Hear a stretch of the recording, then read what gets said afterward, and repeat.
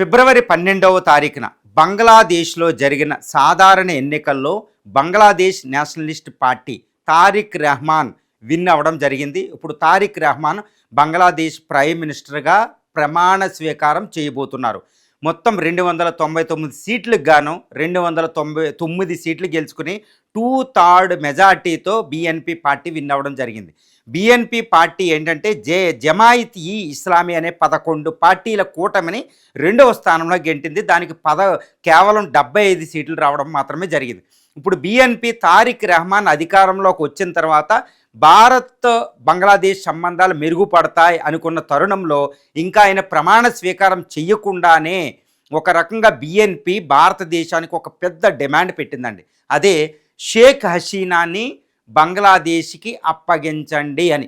ఒకప్పుడు తాత్కాలిక గవర్నమెంట్ చీఫ్గా ఉన్న మహమ్మద్ యూనస్ కూడా ఇదే డిమాండ్ గత 2024 జూలైలో షేక్ హసీనా ఇండియాకి రావడం జరిగింది. తలదాచుకోవడానికి ఆశ్రయం పొంది వచ్చారు. ఫస్ట్ త్రిపుర, తర్వాత న్యూఢిల్లీకి వచ్చారు.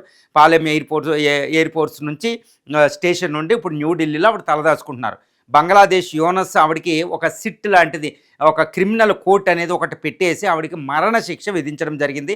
అయినప్పటికీ ఇండియా ఆయన ఎంత డిమాండ్ చేసుకున్నా షేక్ హసీనాని భారత్ అప్పగించడం లేదు.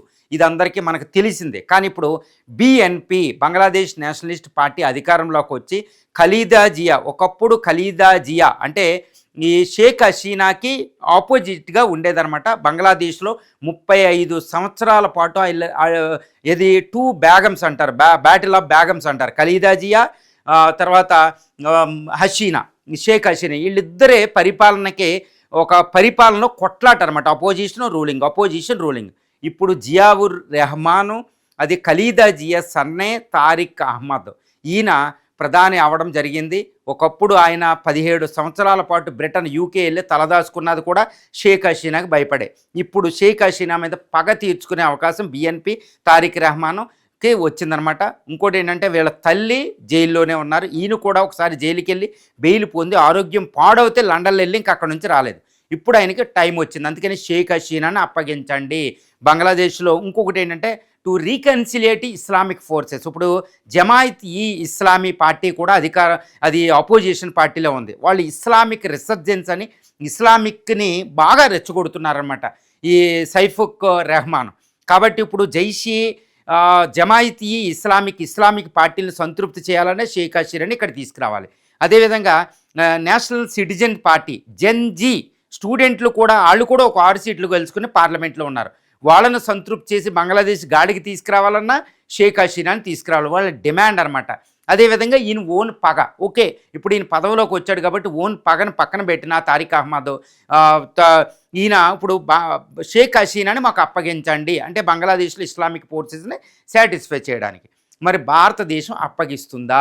ఇప్పటి వరకు మోడీ గారు ఇప్పుడు తాత్కాలిక గవర్నమెంట్ కాబట్టి మేము అప్పగించాం, సిట్టేసింది, విచారణ సరిగ్గా లేదు, అంతర్జాతీయ న్యాయ సూత్రాలకి లేదు, నేచురల్ జస్టిస్ లేదు, ఆవిడకి అవకాశం ఇవ్వలేదని భారతదేశం చెప్పింది. మరి ఇప్పుడు బీఎన్పీ అధికారంలోకి వచ్చింది, వచ్చే 5 సంవత్సరాల పాటు అధికారంలో ఉండబోతుంది. ఒకవేళ భారత్ షేక్ హసీనాని అప్పగించకపోతే అది చైనా, పాకిస్తాన్తో సంబంధాలు పెట్టుకుంటుంది. అంటే బీఎన్పీ భారత వ్యతిరేక పార్టీ ఒకప్పుడు, కానీ భారతదేశం ఇప్పుడు బీఎన్పీతో చక్కగా సంబంధాలు పెట్టుకుంది. ప్రైమ్ మినిస్టర్ మోడీ కూడా మొట్టమొదటిగా ఆయన ఫోన్ చేసి కంగ్రాచులేషన్ చెప్పడం జరిగింది. ఫోన్లో ఇద్దరు మాట్లాడుకోవడం జరిగింది. బంగ్లాదేశ్ల మధ్య శాంతి, సుస్థిరతలు, మంచి సత్సంబంధాలు, ఇరుగు పొరుగు సంబంధాలు ఉండాలి, ఇద్దరు మాట్లాడుకోవడం జరిగింది. కానీ మరి ఇప్పుడు షేక్ హసీనాని అప్పగించకపోతే బంగ్లాదేశ్ నేషనలిస్ట్ పార్టీ కొత్త ప్రభుత్వం ఎలా ప్రవర్తించబోతుంది అంటే ఇది ఒక సాకుగా, ఒక ప్రిటెక్స్ట్గా తీసుకుని అటు పాకిస్తాన్, చైనాలతో సంబంధాలు పెట్టుకుంటుందా, లేకపోతే భారత్తో ఇంకా బేరసారాలకి దిగిద్దా? మరి ఏంటి పరిస్థితి అంటే ఇప్పుడు నిర్ణయం అంతా భారత ప్రభుత్వం అంటే షేక్ హసీనాని అప్పగిస్తుందా లేదా? అసలు మోడీ వ్యూహం ఏంటంటే ఒక్కటేనండి, ఎట్టి పరిస్థితుల్లో మోడీ ప్రభుత్వం షేక్ హసీనాని కొత్తగా ఏర్పడిన బంగ్లాదేశ్ గవర్నమెంట్కి అప్పచెప్పదు అనేది నేను దృఢంగా చెప్పగలుగుతాను. ఎందుకంటే ఇక్కడ ఉన్నది నరేంద్ర మోడీ, గుర్తుపెట్టుకోవాలి. నరేంద్ర మోడీ రామధర్మం, భారతీయ సంస్కృతులు ఫాలో అవుతారు. అతిథి దేవోభవ, ఎవరైనా శరణాగతి అంటే వాళ్ళని రక్షించడం అనేది భారతీయ ధర్మం. అది మోడీ గారు తూచా తప్పకుండా అమలు జరుపుతారు. అదే యూనస్తో అదే చెప్పారు, న్యాచురల్ జస్టిస్ లేదు, అక్కడ న్యాయ సూత్రాలకు అనుకూలంగా మీరు విచారించలేదు, మరణశిక్ష ఏంటి, మేము పంపించమని చెప్పారు. అది వాళ్ళని నోరు మూపించారు కూడా. మరి ఇప్పుడు బిఎన్పి కొత్త ప్రధాని తారిక్ అహ్మద్ ఆలోచిస్తారా? తారిక్ రెహమాన్ పరిస్థితి ఏంటో చూడాలి. కానీ తారిక్ రెహమాను ఆయనకి పర్సనల్గా ఆవిడ మీద చాలా గ్రెడ్జ్ ఉంది. 2 అవామీ లీగ్ పార్టీ చాలా పెద్ద పార్టీ. ఇప్పుడు అక్కడ ఎన్నిక గుర్తుపెట్టుకోవాలి. ఇప్పుడు అక్కడ ఎన్నికలు జరిగినాయి బంగ్లాదేశ్లో. కానీ 170 అంటే 17 కోట్ల మంది ఓటర్లకు గాను 12.7 కోట్ల మంది ఓటేశారు. ఎక్కువ మంది అంటే 59% మాత్రమే అక్కడ ఓటింగ్ వచ్చింది. పెద్ద మొత్తంలో ఓటింగ్కి రాలేదు. వాళ్ళంతా అవామీ లీగ్ కార్యకర్తలు, వాళ్ళ క్యాడరు. అదే షేక్ హసీనా చెప్తున్నారు. ఫస్ట్ 3 గంటల 14% ఓటింగ్ వచ్చింది. అది ఇల్లీగల్, అన్కాన్స్టిట్యూషనల్ ఓటింగ్, క్యాన్సిల్ చేయమని అడుగుతుంది. ఇప్పుడు ఇదే మోడీకి ఒక ఆయుధం అవ్వబోతుంది. ఏంటి అంటే అవామీ లీగు అంటే ఇప్పుడు బిఎన్పి పార్టీని మనం నమ్మే పరిస్థితి లేదు. తారిక్ రెహమాన్ అస్సలు నమ్మవలసిన పరిస్థితి లేదు. ఎందుకంటే 2001 నుండి 2006 వరకే వాళ్ళ అమ్మ ఖలీదా జియా అధికారంలో ఉన్నప్పుడు ఆయన డార్క్ ప్రిన్స్గా చాలా డేంజరస్గా భారత వ్యతిరేక కార్యకలాపాలు పెట్టి ఒక ఇస్లామిక్ ఫోర్స్ లాంటి దళాన్నే ఎస్టాబ్లిష్ చేసి చాలా అశాంతికి గురి చేశాడు బంగ్లాదేశ్ సంబంధాలను. ఇప్పుడు ఆయన అధికారంలోకి ప్రధానిగా వచ్చాడు, పగను తీర్చుకోవాలి ఈవిడి మీద. మరి పరిస్థితి ఏంటంటే ఆయన పాకిస్తాను అటు చైనాతోని ఎక్కువ సంబంధాలు, ఇప్పుడు బిఎన్పి ఎక్కువ సంబంధాలు చైనాతో ఉంటాయి. ఇప్పుడు పాకిస్తాన్ కొత్తగా వచ్చింది కాబట్టి అక్కడ ఇస్లామిక్ ఫోర్సెస్ అపోజిషన్ ఉంటుంది, వాళ్ళని సాటిస్ఫై చేయాలి. లేదా బంగ్లాదేశ్లో ఆయన ఏమీ చేయలేడు. ఇలాంటి పరిస్థితుల్లో షేక్ హసీనాని భారత ప్రభుత్వం అప్పగించదు, ఎట్టి పరిస్థితుల్లో అప్పగించకుండా మాకు కుదరదని చెప్తుంది. బంగ్లాదేశ్ చేసేది ఏదీ లేదు, కావాలంటే భారత్తో సంబంధాలు అంతగా రాకుండా ఉండగలిగేది. కానీ షేక్ హసీనాని భారత్ ఒక బ్రహ్మాస్త్రంగా కూడా వాడబోతుంది, ఒక దౌత్య ఆయుధంగా కూడా ఉపయోగించబోతుంది. ఏ విధంగా అంటే అవామీ లీగ్ పార్టీకి ఇప్పటికీ కోట్ల మంది కార్యకర్తలు ఉన్నారు. వాళ్ళు అక్కడ ఓటింగ్లో కూడా పాల్గొనలేదు, గుర్తుపెట్టుకోవాలి. అతిపెద్ద పార్టీ ఇప్పటికిప్పుడు ఎలక్షన్లో పార్టిసిపేట్ అయితే దానికి కూడా సెకండో ఫస్టో పొజిషన్ వచ్చే ఛాన్స్ అవామీ లీగ్ ఉంది. అంతటి మంచి పార్టీ. తర్వాత బంగ్లా జాతిపిత ముజిబుర్ రెహమాన్ కూతురావిడి, ఆవిడికి ఇంకొక కొడుకున్నాడు. చాలా పెద్ద పొలిటికల్ పార్టీ, ఎక్రాస్ అంత అద్భుతమైన క్యాడర్ బంగ్లాదేశ్లో ఉంది. ఇప్పుడు ఆవిడ ఢిల్లీ నుంచి ఈ గవర్నమెంట్కి వ్యతిరేకంగా ఏదైనా పిలిపిస్తే అక్కడ అలజడులు లేచి బిఎన్పి పార్టీ సుఖంగా పరిపాలించలేని ఒక పరిస్థితి.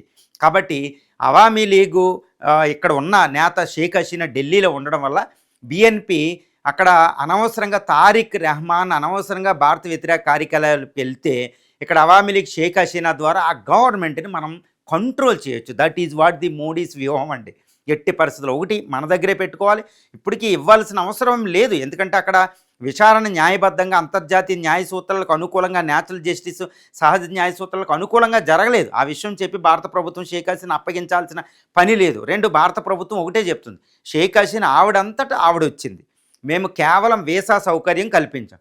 ఆవిడ ఉండాలంటే ఉండొచ్చు, వెళ్ళిపోతే వెళ్ళిపోవచ్చు. మేము ఆవిడకి పూర్తిగా స్వేచ్ఛనిచ్చాం. ఆవిడ ఇష్టం యూకే వెళ్ళొద్దా, అమెరికా వెళ్ళొద్దా, ఇక్కడ ఉంటుందో అది, అందువల్ల మేమే ఏం పెట్టుకోలేదని చెప్తుంది. కాబట్టి ఆవిడ ఇండియా అయితే ఆవిడని అరెస్ట్ చేసి ఇక్కడ నుంచి ఆయనకి అప్పగించే సంఖ్యలతో అప్పగించే పరిస్థితి లేదు. కాబట్టి షేక్ హసీనాని భారత ప్రభుత్వం ఎలా అంటే ఒక హెడ్జ్, ఒక ఇన్సూరెన్స్గా పెట్టుకుంటుందన్నమాట. ఒక షేక్ అక్కడ బిఎన్పి తారిక్ రెహమాన్ ఏమైనా అనవసరంగా తోక జాడిస్తే తోక కట్ చేయడానికి ఈ అతిపెద్ద పొలిటికల్ పార్టీ అవామీ లీగు మనకి ఆ షేక్ హసీనా భారతదేశంలో ఒక తిరుగులేని అస్త్రం అనమాట. ఒకవేళ అక్కడికి చెప్తే భారతదేశానికి అపకీర్తి పాలైపోతాం. ఎందుకంటే ఆయన పగతో ఇస్లామిక్ ఫోర్సెస్ ఆమెను వేసేస్తారు. అక్కడ ఒకప్పుడు పాకిస్తాన్లో బెనాజీర్ భుట్టో వాళ్ళ ఫాదర్ని భుట్టోని అలాగే అరెస్ట్ చేసి చంపేశారు వాళ్ళు. కాబట్టి ఇక్కడ ఇస్లామిక్ ఫోర్సెస్ ఆవిడని చంపేస్తాయి. కాబట్టి ఆవిడ ఇండియాలోనే రక్ష. ఒకవేళ ఇండియాలో లేకపోతే ఆవిడంతటా ఆవిడ మళ్ళీ లండన్ వెళ్ళి తలదాచుకోవచ్చు. అంతేకాని ఈవిడ్ని మనం అప్పగించే పరిస్థితి ఇక్కడ లేదు. మోడీ చేతిలో ఇప్పుడు ఒక హెడ్జ్, ఒక ఇన్సూరెన్స్ లాంటిది. బంగ్లాదేశ్ పరిస్థితి చక్కబడాలంటే అక్కడ ప్రజాస్వామ్యబద్ధంగా బిఎన్పి పరిపాలించాలన్నా 2.5 కోట్ల మంది అక్కడ మైనారిటీలు, 1.5 కోటి మంది హిందువుల్ని రక్షణ కల్పించాలన్నా, బిఎన్పి తోక కట్ చేయాలన్నా షేక్ హసీనా ఇండియాలో ఉండవలసిందే. అది భారత ప్రభుత్వం, మోడీ గారు అద్భుతమైన వ్యూహం. ఇప్పుడు ఎట్టి పరిస్థితుల్లో ఈ తారిక్ రెహమాన్ ప్రభుత్వం బిఎన్పి ఎంత డిమాండ్ చేసినా, తర్వాత జమాయితీ ఇస్లామీ ఒక 75 సీట్లు గెలుచుకున్న వాళ్ళ కూటమి వాళ్ళు డిమాండ్ చేసినా భారత ప్రభుత్వం ఇక్కడే పెట్టుకుంటుంది. 2 షేక్ హసీనాని ఇక్కడ పెట్టుకుని బంగ్లాదేశ్తో ట్రేడ్ రిలేషన్ పెట్టుకోవాలి. అక్కడ పాకిస్తాన్ చైనాని తీసుకొస్తే ఇక్కడ తోక కట్ చేస్తాం. 2 గంగా వాటర్ ట్రీటీ ఎలా ఉంది, తీస్తా వాటర్ ట్రీటీ ఎలా ఉంది. కాబట్టి ఏ విధంగానైనా బంగ్లాదేశ్ రిమోట్ని అంటే బంగ్లాదేశ్ ఎంటైర్ సోల్నే మన దగ్గర పెట్టుకున్నాం. షేక్ హసీనా, వాళ్ళ ముజిబుర్ రెహమాన్ వాళ్ళ జాతిపిత కూతురు ఇక్కడ 15 సంవత్సరాల పాటు పీఎంగా పనిచేసిన ఆవిడ ఇక్కడ ఉంది. ఆవిడ క్యాడర్ కోట్ల మంది బంగ్లాదేశ్లో ఉన్నారు. ఒక అద్భుతమైన వ్యూహం అండి. భారత ప్రభుత్వం జూలై, ఆగస్టు 2024 నుంచి ఈ వ్యూహంతోనే షేక్ హసీనాని ఇక్కడ పెట్టుకోవడం జరిగింది. ఇప్పుడు ఒక అద్భుతం. ఒకవేళ బీఎన్పీ అలా అధికారం చక్కగా చలాయిస్తే ఒక 5 సంవత్సరాల తర్వాతనే మళ్ళీ షేక్ హసీనా అవామీ లీగ్ ప్రభుత్వం వెళ్తుంది. ఆయన కుమారుడు అక్కడికి వెళ్తారు, లేకపోతే ఆయన కూతురు అక్కడికి వెళ్తుంది. అవామీ లీగ్ మళ్ళీ అధికారంలోకి వస్తుంది. అంతేగాని అవామీ లీగ్తో పార్టీ సంబంధాలను మనం అలా ఉంచుకుంటున్నాం. ఎందుకంటే మైనారిటీల రక్ష అవామీ లీగ్ పార్టీ ద్వారానే వస్తుంది, గుర్తుపెట్టుకోవాలి. ఇది ఒక అద్భుతమైన వ్యూహం, అద్భుతమైన దౌత్య వ్యూహం. మోడీ ఈ విషయంలో ఈ దౌత్య విధానంలో అటు చైనా, అటు పాకిస్తాన్, అటు అమెరికా దౌత్య విధానాలు బంగ్లాదేశ్కి సంబంధించి ఒక అద్భుతమైన విధానంగా షేక్ హసీనాని ఈరోజు భారత్లోనే ఆతిథ్య గౌరవ మర్యాదలతో ఉంచి బంగ్లాదేశ్ని రిమోట్తో కంట్రోల్ చేయబోతుంది.